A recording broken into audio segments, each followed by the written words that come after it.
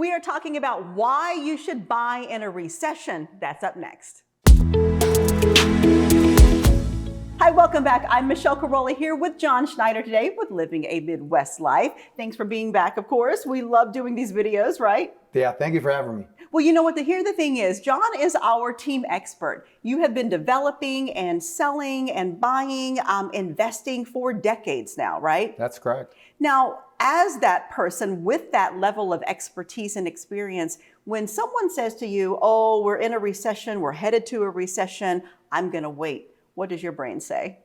Well, it certainly does bring some pause. You want to be, careful about your investments as you're headed into a recession, especially in any, whether it's 401ks or, stock markets, or if it's going to be in real estate.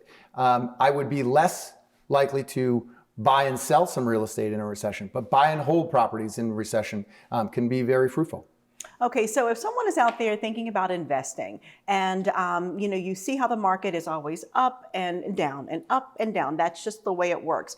The last thing you want to do when you're trying to find something to buy and hold is to buy when the market is up, right? Can you break that out for us? Yeah, what happens in a recession is a lot of times, and we have started to see this in the Dane County market, and it's already been happening in many other markets across the country, but real estate prices tend to scoop down a little bit.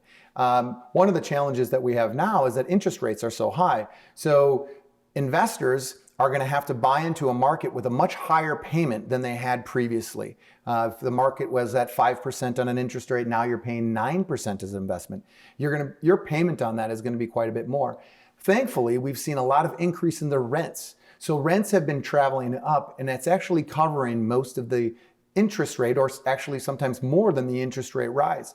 So there is still a lot of good cash flow out there, and that's really what's most important when buying real estate. If there's a slight devaluation in short term, when you buy an investment property that you're holding, you really don't feel that as long as you're cash flowing on the property. And I believe in investing in buy and hold type properties. Cash flow is really what's going to make the difference. Now, you do not want to overpay for properties, and you do have to be evaluating things correctly. But if you're evaluating them on their cash return, you're going to be pretty safe. And then, so if someone is looking at maybe building a portfolio, getting in during a recession could be a really good idea as well, right? Because there's other reasons to buy real estate other than just cash flow, right? Absolutely. Well, and one of the things is there's a lot of people on the sidelines with cash right now.